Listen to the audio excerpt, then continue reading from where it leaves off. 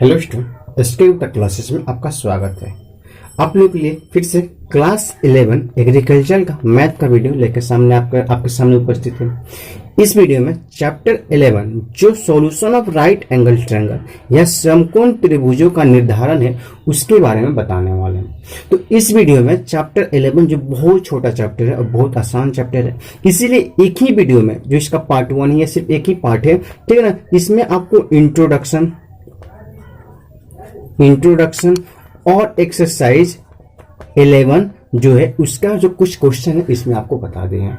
तो प्लीज आप लोगों से एक रिक्वेस्ट है कि आप लोग जो है इंट्रोडक्शन का जो वीडियो है कम से कम उसको तो पूरा देखिए, क्योंकि जब तक आपको थ्योरी नहीं समझ में आएगा, जब तक आपको थ्योरी क्लियर नहीं रहेगा, तब तक आपको आपसे क्वेश्चन कैसे बनेगा, क्वेश्चन ही नहीं बनेगा। हाँ, हो सकता है कि आपको थ्योरी थोड़ा सा समझ में आएगा तो 2-4 क्वेश्चन शुरू का जो क्वेश्चन है आसान क्वेश्चन है वो आपसे बन जाएगा, ये मानते हैं। बट आगे का जो क्वेश्चन जैसे जैसे आगे बढ़ते जाइएगा, इधर जैसे क्वेश्चन बढ़ते जाएगा, तो आपको अगर थ्योरी सही से नहीं पता है तो आपको क्वेश्चन बनाने में बहुत ज्यादा प्रॉब्लम होगा। और फिर आप उस समय फिर आप थ्योरी को देखने आइएगा, फिर आपसे क्वेश्चन नहीं बनेगा तो फिर आप थ्योरी को बार बार थ्योरी को देखें। इससे बढ़िया क्यों हम एक काम को बार बार करें, एक काम को एक ही बार करें और इतने अच्छे से करें कि हमको उस काम को बार बार करने की जरूरत ना पड़े।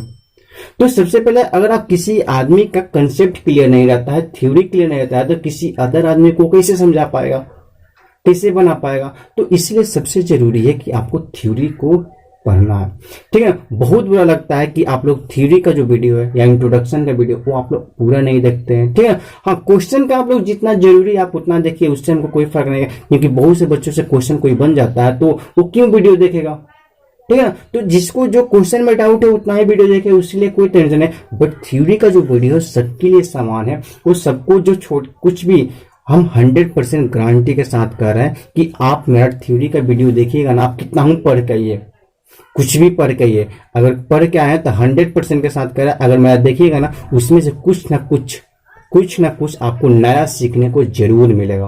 अगर नहीं सीखने को मिलेगा ना तो मेरे चैनल को अनसब्सक्राइब करके चले जाइएगा।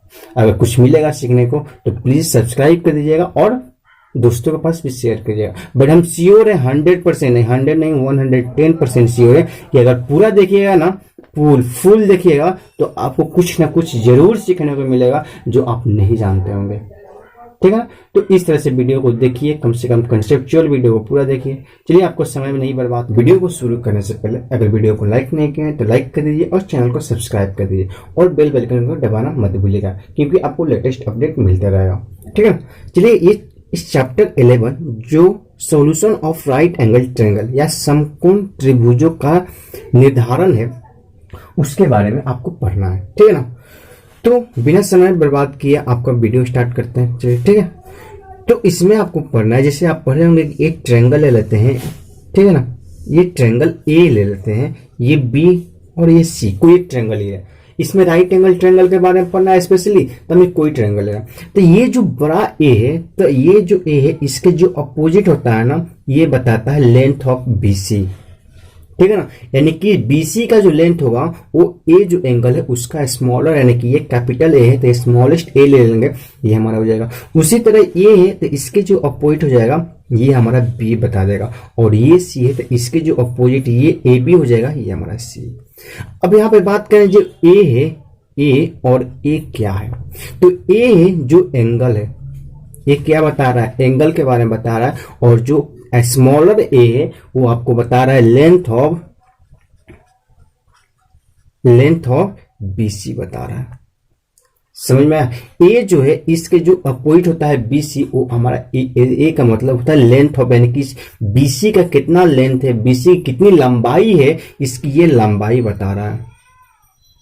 और ये क्या बता रहा है, कोण बता रहा है, एंगल। मतलब इतना तो आपको इंग्लिश और हिंदी आते हैं, इसमें आपको कोई दिक्कत है, इतना इसमें कोई ज्यादा आपका इंग्लिश नहीं यूज कर रहे हैं। ऐसे मत कि इंग्लिश मीडियम वाला बोलेंगे कि सर इंग्लिश यूज कीजिए, हिंदी यूज करते हैं, और हिंदी मीडियम वाले बोलेंगे कि नहीं सर हिंदी यूज किया, आप इंग्लिश भी यूज करते हैं, समझ में नहीं आता। तो इतना तो आप इंग्लिश जानते हैं कि एंगल माने कोण होता है, लेंथ माने लंबाई होता है, इतना तो आपको बेसिक पता ही होगा, ठीक है। ये हो गया। उसी तरह इसमें बात करें बी का, तो बी हमारा क्या है, कोण हो गया, और ये जो बी हो गया, ये जो बी की बात करें जो छोटा है स्मॉलेस्ट बी है, ये हमारा लेंथ ऑफ क्या हो जाएगा, ए सी हो जाएगा। समझ में आया। उसी तरह सी हमारा एंगल है और ये जो सी है स्मॉलेस्ट है, जो लेंथ ऑफ क्या हो जाएगा, ए बी हो जाएगा। इसमें आपको कोई दिक्कत नहीं, ठीक है। जब ये समझ गए तो एक ट्रायंगल में ये समझ गए, तो उसके बाद अब बात करते हैं ये आपको दिया नहीं रहेगा, ये आपको इसी तरह समझना पड़ता है, ठीक है ना। तो अब राइट एंगल ट्रायंगल में बात करते हैं। तो राइट एंगल ट्रायंगल ये हो गया, इसमें ये ए ये बी ले लेते हैं, तो ये सी लेंगे, ठीक है ना। ये सी ले लिए, तो ये राइट एंगल ए पे है, तो ये बी है, तो ये हमारा क्या हो जाएगा, लेंथ ऑफ बी यानी कि लेंथ ऑफ ए सी हो जाएगा। ये ए है तो ये हमारा एक स्मॉलेस्ट ए हो जाएगा, और ये सी है तो ये हमारा सी है। तो इसमें एक ट्रायंगल में 3 हमारा एंगल होता है और 3 हमारा क्या होता है, साइड हो जाता है। तो इसी 3 एंगल और 3 साइड का जो बारे में हमको क्या करना है, स्टडी करना। हम इसके बारे में हमको पढ़ना। एक तो एंगल है 90 डिग्री, तो इसके बारे में हमको नहीं पढ़ना, बट ये एंगल 45 हो सकता है, 60 30 हो सकता है, कुछ भी हो सकता है, ठीक है ना। तो इसी एंगल के बारे में हमको पढ़ना है। तो ए और सी एंगल के बारे में पढ़ना है, ए लेंथ के बारे में पढ़ना है, ए हो गया, सॉरी ए नहीं होगा, ये सी होगा, ठीक है। ये सी के बारे में, ए के बारे में और बी के बारे में पढ़ना है। तो राइट एंगल ट्रायंगल में आप एक फॉर्मूला जानते हैं कि राइट एंगल ट्रायंगल ये होता है, तो इसमें ये निम्न होता है। ये क्या कहा जाता है, जैसे एक ट्रायंगल ये ले लिए, ठीक है, छोटा छोटा 2 ट्रायंगल लेके आपको बता रहे हैं, क्योंकि आप चैप्टर जब 8 पढ़े होंगे ना, तो उसमें आपको और बताएं, उसमें भी बताएं और इसमें भी बता दे रहे हैं कि थीटा चेंज करता है ना, तो परपेंडिकुलर और बेस हमारा चेंज करता है। जैसे इसमें अगर हम थीटा ये लेते हैं, थीटा ए बी सी और ए बी सी, तो इसमें थीटा ये ले लेंगे। तो इसमें थीटा ये लेंगे तो इसके सामने जो होता है वो हमारा उसको बोलते हैं लंब। लंब का मतलब होता है पी, परपेंडिकुलर बोलते हैं। और इसके जो सटे हुए साइड होता है उसको बोलते हैं आधार, जिसको हम बी बोलते हैं। और ये जो 90 के जो अपोजिट होता है, 90 का जो अपोजिट होता है, जो उसके जस्ट सामने होता है, इसको बोलते हैं कर्न, और इंग्लिश में बोलते हैं हाइपोटेन्यूज। समझ में आया। इसमें कोई दिक्कत नहीं होना चाहिए। ये था। अब बात करें, इस थीटा ले रहा है, इस ट्रायंगल में जा रहा है, तो थीटा अब ये ले लिए। थीटा पहले सी के लिए थे, अब थीटा ए वाला ले रहा है। तो इसके सामने ये है, तो ये हमारा क्या हो जाएगा, पी मतलब क्या हो जाएगा, परपेंडिकुलर। परपेंडिकुलर हाइट मतलब लंब हो जाएगा। इसके सामने ये है, तो ये हो जाएगा आधार यानी कि बेस हो जाएगा। और ये 90 के सामने है तो हाइपोटेनस यानी कि क्या हो जाएगा, कर्ण हो जाएगा। अब देख रहे हैं कि थीटा ये है तो ये पी आ रहा था, बट थीटा इसमें ये था तो इसमें ये बी आ गया। तो जहां पी था वहां पे बी आ गया। क्यों आ गया, क्योंकि थीटा को चेंज कर रहा है। तो जैसे थीटा को चेंज किए तो ये हमारा चेंज हो गया, पी और बी चेंज हो गया। यहाँ पे बी यहाँ पे है और इसमें यहाँ पे आ गया, तो ये पी बी बदल गया, अब बी पी बदल गया, यानी कि आधार लंब बदल गया और लंब आधार बदल गया है। समझ में आया कि नहीं आया। तो थीटा को चेंज करने पर मेन आपको फोकस करना है थीटा को, थीटा के रिस्पेक्ट में आपको निकालना है। अब आप चैप्टर 8 जो ट्रिग्नोमेट्रिकल रेशियो पढ़े होंगे उसमें आपको पता है कि यही पी ले लेते हैं, बी ले लेते हैं और एच, इन्हीं तीनों में से ये 3 जो है पी का मतलब, पी का बात करें तो पी जो होता है हमारा क्या होता है, लंब, आधार और कर्ण। यही 3 में से, इसी 3 में से अगर किसी 2 का रेशियो ले लेते हैं तो हमारा हो जाता है, या तो साइन बताता है, कॉस बताता है, टेन बताता है, कॉट बताता है, ठीक है ना, और सेक थीटा बताता है और कॉसेक थीटा। तो ये थीटा कुछ भी हो, थीटा हमको कुछ नहीं, थीटा हमको नहीं पता है, थीटा का वैल्यू हमको नहीं पता है। तो जो सेक होता है ना, वो सेक जो होता है किसका किसका रेशियो होता है,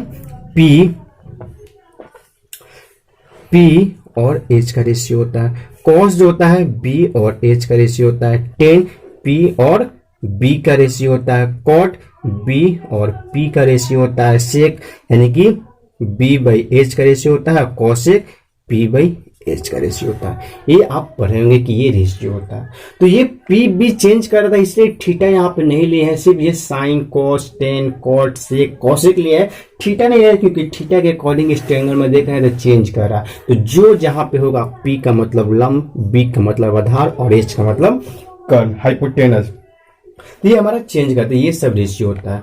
तो इसी में से तीन में से कोई एक दे देगा, कोई एक दे देगा, तो ये और ये वैल्यू का निकाल सकते हैं, ये दे देगा तो ये और ये वैल्यू निकाल सकते हैं, ये दे देगा तो ये, इसी रेशियो का यूज करके हमको निकालना है। ठीक है, अब समझ में आ रहा होगा। तो अब चलिए बात करते हैं, एक आपको फॉर्मूला पढ़ेंगे पाइथागोरस थ्योरम, ठीक है ना, इंग्लिश में पढ़ेंगे कि पाइथागोरस थ्योरम, यानी कि ये पढ़ेंगे, ये राइट एंगल ट्रायंगल है, ये हमारा लंब है, लंब का मतलब पी है, ये हमारा आधार है का मतलब बेस है, और ये हमारा हाइपोटेनस का मतलब क्या दे दिया, कर्ण दे दिया। तो पढ़ेंगे कि P square plus B square बराबर एच स्क्वायर, इसका मतलब लंब का स्क्वायर प्लस आधार का स्क्वायर बराबर कर्ण का स्क्वायर। ये आपका बेसिक फॉर्मूला है, ये आपका कैसा फॉर्मूला है, बेसिक फॉर्मूला है। और इसी से और भी फॉर्मूला आप जानते हैं, तो इसमें से ये दे देगा, ये दे देगा तो ये निकल जाएगा, ये और ये दे देगा तो ये निकल जाएगा, ये कोई भी दे देगा तो ये आप निकाल सकते हैं। ठीक है ना, तो ये P अगर निकालना है तो ये हो जाएगा H square minus B square बराबर का अंडर रूट हो जाएगा। B निकालना है तो ये हो जाएगा H square minus B square minus है, ठीक है ना, यहाँ पे मिटाने का इजिकल टू ये हो जाएगा B का, और H बराबर निकालना है तो under root P square plus P square. तो एक ही फॉर्मूला था, ये आपका मेन फॉर्मूला है, इसी से तीन जो फॉर्मूला हुआ डिराइव फॉर्मूला है।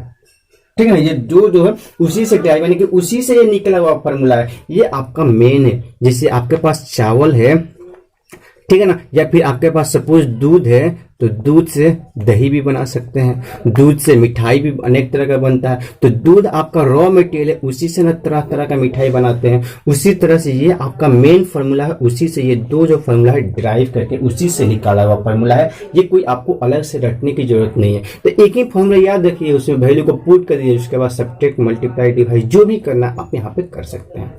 ठीक है, तो एक फॉर्मूला। तो इस फॉर्मूला से आपको मिनिमम दो चीज चाहिए, इस फॉर्मूला से तीसरा चीज निकालने के लिए मिनिमम दो चीज चाहिए।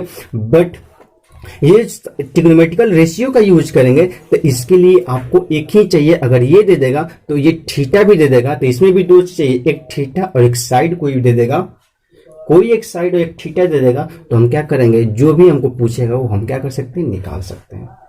समझ में आया? तो इसमें आपको इतना ही पढ़ना था। और चलिए बात करते हैं क्वेश्चन पे।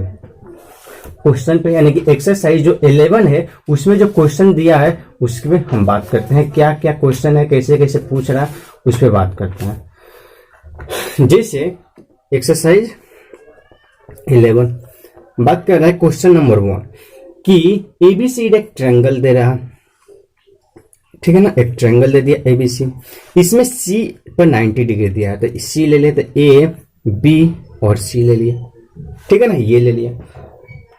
अब बोल रहा है कि ए दिया है, तो ए छोटा ए दिया है, ए बराबर 5 दिया है, बी बराबर ए बराबर 5 दिया और बी बराबर भी 5 दिया।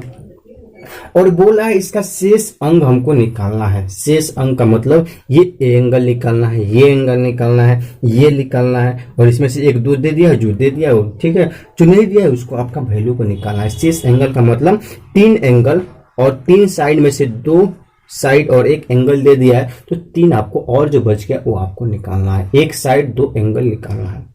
ठीक है, तो आप बता रहे हैं कि ये छोटा है, तो ये जो बड़ा है इसके जो पॉइंट होगा यही ना ए है, तो ए बराबर कितना दे दिया है, ए बराबर यहाँ पे दे दिया है 5, और ये जो बी है इसके सामने बी है, तो बी बराबर 5 दे दिया है।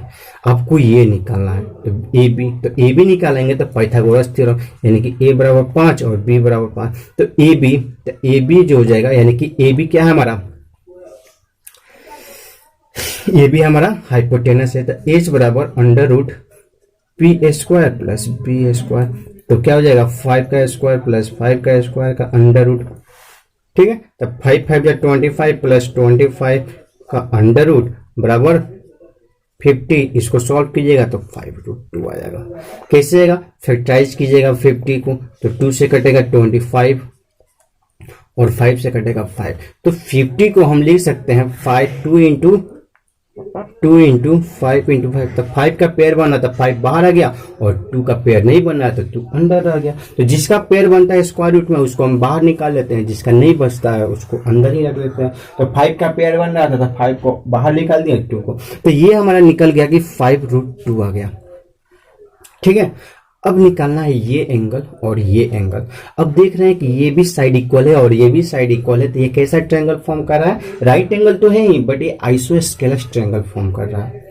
ठीक है, जिसका 2 साइड इक्वल दिखा रहा है। जब 2 साइड इक्वल दिखा रहा है तो ये एंगल और ये एंगल आपस में बराबर हो जाएगा।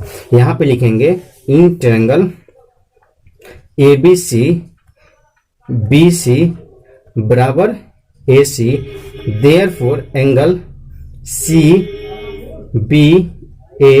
इजिकल टू एंगल CAB, ये आपस में क्या होगा, बराबर हो जाएगा।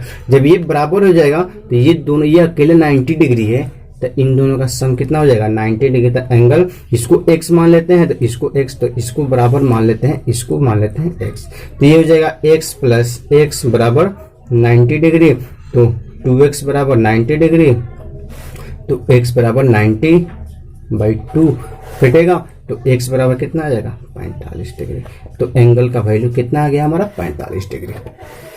तो इस तरह से आपका एंगल निकालना था, तो दोनों एंगल निकल गया, एक साइड निकलना था, तो इस तरह से आप निकाल सकते हैं। सबका जो भी देगा 1 to 10 में आपका इसी तरह से निकालना है, शेष अंग निकालना है। ठीक है, नेक्स्ट क्वेश्चन की बात करें, क्वेश्चन नंबर, ये सब क्वेश्चन उसी पे, तो इसमें सिर्फ 2-3 क्वेश्चन आपको बता दे रहे हैं, बाकी आप क्वेश्चन क्या कीजिएगा घर पे बनाइएगा, आपसे बनेगा। ठीक है, उसके बाद नेक्स्ट बात करें क्वेश्चन, तो क्वेश्चन नंबर अगर हम एक छोड़ के यानी कि 4 नंबर क्वेश्चन की बात करें तो 4 नंबर क्वेश्चन क्या कह रहा है कि इसमें भी आपको एक ट्रायंगल लेना है ABCD, जहां पे C पे 90 डिग्री A B और ये C, तो C पे 90 डिग्री दे दिया है। उसके बाद एंगल A बराबर आपका दे दिया है, एंगल A बराबर दे दिया है 60 डिग्री और A बराबर दे दिया है 5√3 दे दिया है। बाकी आपका शेष पार्ट आपको निकालने के लिए बोल रहा है।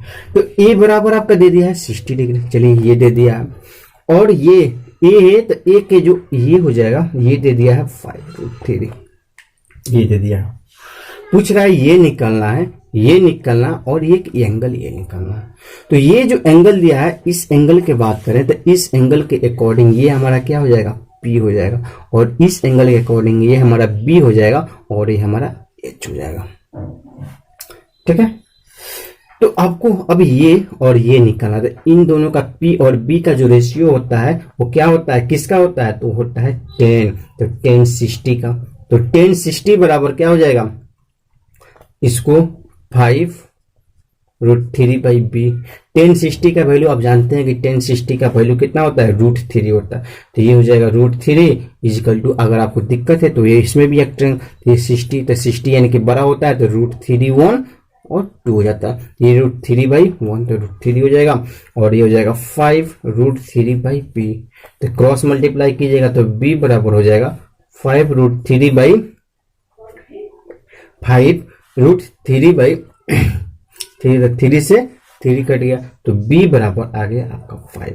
जब B बराबर 5 आ गया तो यहां से 2 रास्ता है आपको हाइपोटेनस यानी कि कर्ण निकालने का।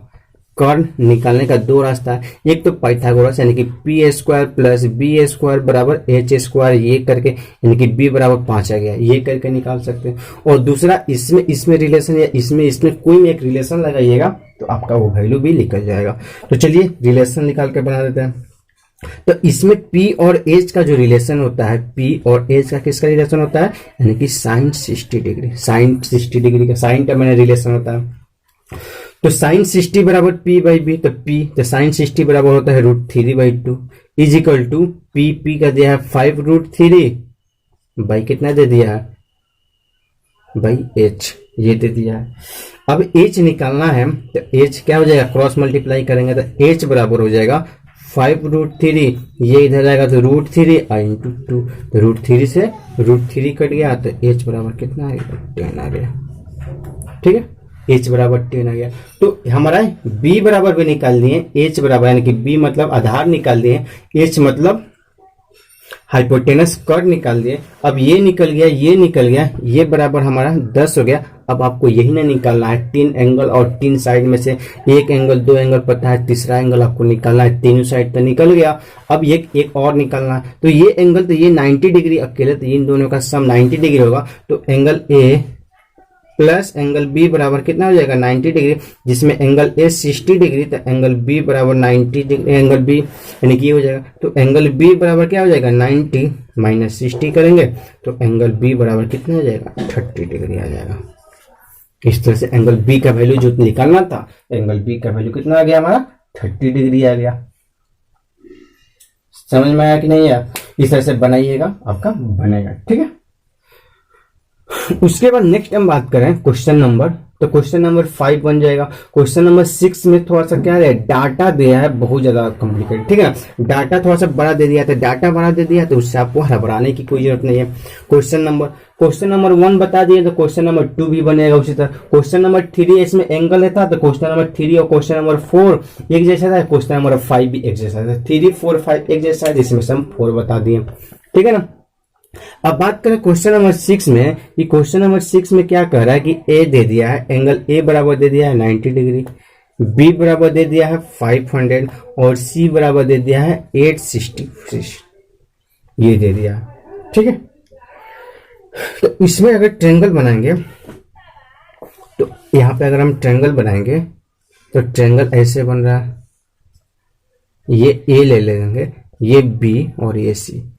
तो ए का ये दे दिया है 90 डिग्री, तो बी के अपोजिट ये है, तो बी ये है, तो बी के अपोजिट है, यानी कि बी बराबर कितना हो जाएगा 500 और सी बराबर ये है, तो सी बराबर कितना हो जाएगा 866, ये हो जाएगा। ये निकालना है तो पाइथागोरस थ्योरम से आप निकालिएगा, ये निकल जाएगा। ये आपका पाइथागोरस थ्योरम से जब इसको वैल्यू को निकालिएगा तो पाइथागोरस थ्योरम यानी कि P square plus B square बराबर एच स्क्वायर। तो ये डाटा बहुत ज्यादा कॉम्प्लिकेटेड, इतना आपका डाटा देकर नहीं पूछता, इतना कॉम्प्लिकेटेड डाटा नहीं देता है। ठीक है, इसमें या फिर अगर आप कटाइएगा अगर 4 से, तो 4 से कटाइए ना, तो 500 और 866, तो 4 से कटेगा तो ये 4 1 जा 4, 4 1 जा 4, 2 1 0, 4 2 जा 8, 4 2 8, यानी कि बचेगा, फिर बचेगा 2 0, तो 4 25 20, 25 125 चौका कितना हो जाएगा 500। इसमें 4 से कटेगा तो 4 2 8, 4 1 4 और 2 6, तो 4 से ये नहीं कट रहा, तो 4 से ये कट ही नहीं रहा, क्योंकि 2 6 बजेगा तो 26 बजेगा, तो 26 हमारा 2 5 से नहीं कटेगा, बोले 4 से नहीं कट रहा, तो ये कट भी नहीं रहा और इतना कॉम्प्लिकेट। तो इसका स्क्वायर प्लस इसका स्क्वायर इक्वल टू उसका अंडर रूट करने पे आपको बहुत ज्यादा कॉम्प्लिकेट, इसलिए इसको छोड़ दीजिए। और ये आपका क्वेश्चन इस टाइप का पूछता भी नहीं है, आपको जो है एकदम आसान क्वेश्चन पूछता है। क्वेश्चन नंबर 7 की बात करें तो क्वेश्चन नंबर 7 जो है एकदम इसी टाइप का वैसा क्वेश्चन। ठीक है, क्वेश्चन नंबर 7 को छोड़ा क्वेश्चन नंबर 8 बता दे रहे हैं, क्योंकि क्वेश्चन नंबर 8 जो है आपका रूट वाला दे दिया है। ठीक है ना, तो क्वेश्चन नंबर 8 जो है आपका रूट में दे दिया है। तो क्वेश्चन नंबर 8 की बात करें तो b बराबर 90 डिग्री दे दिया और b बराबर दे दिया है 12√3 और c बराबर दे दिया है 6√3। ठीक, ये दे दिया। तो एक फिगर यहाँ पे सबसे पहले फिगर बनाएंगे कि फिगर में क्या क्या दिया। तो ये b बराबर दे दिया है 90 डिग्री, तो b, तो a b c ले लिए ट्रायंगल। ये b है तो b के सामने ये ना होगा, तो ये दे दिया है 12√3 और ये c, तो c ये हो जाएगा 6√3। तो आपको ये निकालना है, ये आपको क्या करना है निकालना है। ये निकालिएगा तो ये निकलेगा, कितना बार निकलेगा, कैसे निकलेगा, ये निकालना है और ये दोनों एंगल का भी वैल्यू निकालना है। तो ये निकालने के लिए सबसे पहले आपको पाइथागोरस थ्योरम का यूज करना पड़ेगा। ये निकालने के लिए सबसे पहले आपको क्या निकालना पड़ेगा, पाइथागोरस थ्योरम का यूज करना पड़ेगा। तो पाइथागोरस थ्योरम का यूज मत कीजिए, सबसे पहले इसी को मान लीजिए थीटा, इसको क्या मान लेते हैं थीटा। तो ये थीटा मान ले, तो ये थीटा के सामने क्या हो गया पी हो गया, पी का मतलब लंब हो गया, ये हो गया आधार, आधार का मतलब बेस हो गया और ये हो गया कर्ण। हाइपोटेनस। तो इसमें और इसमें यानी कि P और H में जो रिलेशन होता है वो किसका होता है, साइन थीटा का। तो साइन थीटा बराबर क्या हो जाएगा, P/H। तो साइन थीटा बराबर बिना माने कि पाइथागोरस थ्योरम का बिना यूज किए आपको निकालने का दिखा रहा है। तो साइन थीटा बराबर हो जाएगा, तो P का वैल्यू दिया है 6√3 और ये दे दिया है 12√3। तो √3 से √2 क्या है, 1 3 6 से कटेगा, 6 दूना 12, यानी कि साइन थीटा बराबर क्या हो गया, 1/2। तो 1/2 साइन के किस एंगल पे वैल्यू होता है, तो साइन थीटा बराबर होता है साइन 30 डिग्री का, यानी कि 30 डिग्री का वैल्यू जो होता है 1/2 होता है। तो ये साइन साइन है तो ये हट जाएगा, तो थीटा बराबर कितना आ गया, 30 डिग्री। जब ये बराबर थीटा यानी कि थीटा यानी कि सी बराबर हमारा आ गया 30 डिग्री। सी बराबर कितना आ गया, 30 डिग्री। जब सी बराबर 30 डिग्री आ गया तो एंगल ए और प्लस एंगल सी करेंगे, angle A plus angle C करेंगे तो 90, क्योंकि अकेले एंगल बी हमारा 90 डिग्री दिया है तो ये हो जाएगा। तो एंगल ए बराबर 90 और सी का वैल्यू क्या करेंगे, यहाँ पे पुट कर देंगे। तो एंगल ए बराबर कितना आ गया, 60 आ गया। एंगल ए बराबर 60 आ गया। अब ये जो थीटा था ये आपका सी का वैल्यू कितना निकल गया था, 30 निकल गया। अब इसमें और इसमें आपका रिलेशन लगा के आप आधार का जो आधार है बी है उसका वैल्यू नहीं फाइंड आउट कर सकते हैं, वैल्यू को फाइंड आउट कर सकते हैं ना, तो उसके वैल्यू को फाइंड आउट करेंगे। तो ये लगाएंगे 10 30 डिग्री इक्वल टू होगा 6√3/b। तो 10 30 डिग्री का जो वैल्यू होता है वो क्या होता है, 10 30 डिग्री। तो ये हो जाएगा 10 30 का वैल्यू होता है 1/√3 इक्वल टू हो जाएगा 6√3/b। ठीक है, ये हो गया। अब इसको ये इधर करेंगे तो क्रॉस मल्टीप्लाई करेंगे तो b बराबर 6√3 इंटू √3, ठीक है ना, ये हो जाएगा 6√3 होल डिवाइडेड बाई √3 हो जाएगा। ये आ रहा है 10 30 का वैल्यू 1/√3, तो 6√3 बाई आधार तो √3 यानी कि ये इधर चला जाएगा, एक सेकंड। तो ये हो जाएगा b का जो वैल्यू हो जाएगा तो 6√3 इंटू √3, तो b बराबर कितना हो जाएगा, 18। अब आप सोच रहे होंगे कि ये जो b का जो वैल्यू आ गया 18 आ गया। अब इस ट्रायंगल में बात करेंगे तो b बराबर 18 आ गया, ये 6√3 है और ये 12√3 है। तो यहाँ पे आप कंपेयर करें कि यहाँ पे तो 12 है जो हाइपोटेनस जो लॉन्गेस्ट साइड होता है, सबसे लॉन्गेस्ट, और यहाँ पे 12, तो √3 का वैल्यू जो होता है 12 इंटू 1.732 जब कीजिएगा ना तो इसका वैल्यू कितना आ जाएगा, 12 दूना ये 18 से भी ज्यादा आएगा। तो नहीं विश्वास है तो 1.732 इंटू 12 से गुना करके देखिए, तो 2 दूना 4, 3 दूना 6, 7 दूना 14 और 2 एकम 2 1 3, ये हो जाएगा 2 3 7 1। जोड़िएगा इसको, थोड़ा सा इसको मिटा दे रहा है, ये हो जाएगा 4 6 2 8 4 3 7 7 3 10 और 1 1 2। तो ये हो जाएगा 20 से भी ज्यादा आ रहा है, यानी कि ये आ रहा है 20.78। अब जब ये कंपेयर कीजिएगा तो इसका वैल्यू है 18 और इसका वैल्यू आ रहा है 20, तो ये सबसे लॉन्गेस्ट है कि नहीं।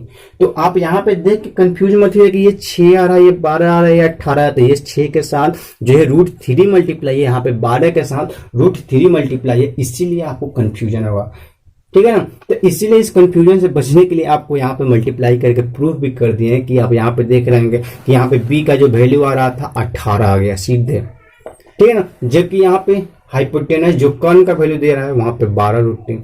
तो इसीलिए आपको भी कंफ्यूजन हो सकता है, तो इसीलिए इस कंफ्यूजन से बच के रहिएगा। आपको जो यहाँ पे प्रूफ भी कर दें कि कैसे यहाँ पे ये 12√3 से 12 नहीं है 12√3 है, उसमें √3 से जब मल्टीप्लाई कीजिएगा तो 20 से ज्यादा आ जाएगा, ठीक है। चलिए आगे बात करते हैं। ये था क्वेश्चन नंबर 8 था। 9 सेम इसी तरह क्वेश्चन है, 10 भी आपको बनाइएगा, बनेगा 10 नंबर, ठीक है ना। ये ट्रिग्नोमेट्री का यूज करके, पाइथागोरस थ्योरम का बहुत कम यूज करके आप बनाइएगा अगर आप जैसे, ठीक है ना। उसके बाद 11 नंबर क्वेश्चन क्या कर रहा है कि 11 नंबर क्वेश्चन बोल रहा है कि ट्रायंगल एबीसीडी में, थोड़ा सा बड़ा सा ट्रायंगल लेना है, ट्रायंगल एबीसीडी में ए सी पे जो 90 डिग्री है ए सी, यानी कि ए बी सी ले लिए, ठीक है ना, ये मूल्य। उसके बाद ए बराबर दे दिया है 5, बी बराबर दे दिया है 5√3, तो बोला है बाकी ए, तो ए का मतलब ये हो गया, तो ए दे दिया है 5, बी का मतलब ये हो गया, तो ये दे दिया 5√3। ये एंगल निकालना है और इसका भी वैल्यू निकालना है, ठीक है। तो ये एंगल निकालना और इसका वैल्यू भी निकालना है, तो पाइथागोरस थ्योरम से आप एच निकालिएगा तो एच आपका निकल जाएगा, तो एच आपका 10 हो जाएगा। नहीं विश्वास है तो आप निकालिएगा तो निकलेगा, ठीक है।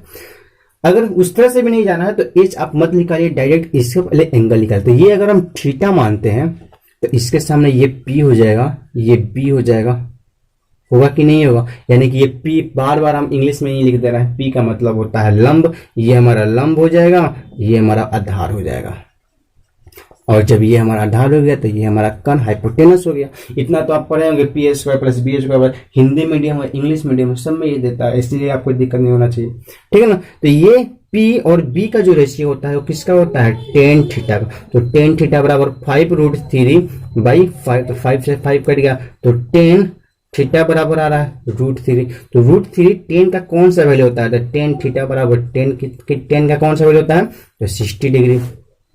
तो टेन यानी कि थीटा, टेन को हटाएंगे तो थीटा बराबर कितना आ गया, 60 डिग्री। तो थीटा का मतलब एंगल बी बराबर आ गया 60 डिग्री। ये आ गया हमारा 60। जब ये 60 आ गया तो angle B plus angle A बराबर 90 डिग्री, तो एंगल ए बराबर हो जाएगा 90 माइनस 60 करेंगे तो एंगल ए बराबर कितना आ गया, 30। तो एंगल ए बराबर भी हमारा निकल गया, ए बराबर भी कितना निकल गया, 30। ये निकल गया, ये निकल गया, ये दिया, ये अब ये इसमें रिलेशन निकालेंगे या पाइथागोरस थ्योरम से। तो पी और एच का जो रिलेशन होता है, अगर 60 डिग्री ले लें तो साइन 60 डिग्री, तो साइन 60, तो पी बाई एच, तो पी दे जाए 5√3 और एच हमको निकालना है, तो ये हो जाता है √3/2 बराबर 5√3 इंटू ए बाई एच हो जाएगा, ठीक है। अब ये एच हो जाएगा तो फिर ये हो जाएगा 5√3 बटा √3 और इंटू 2, तो √3 से √3, तो एच बराबर कितना होगा, 5×10, तो एच बराबर हमारा निकल गया 10। इस तरह से इस क्वेश्चन को, पूरा क्वेश्चन जो है आप बनाइएगा, इसमें 1-2 क्वेश्चन जो छोड़ दे रहे हैं, इस तरह से इसमें खत्म हो गया। तो चैप्टर 11 था, इसका इंट्रोडक्शन और एक्सरसाइज जो दोनों था यहीं पे खत्म हो गया, ठीक है। चलिए मिलते हैं नेक्स्ट वीडियो में।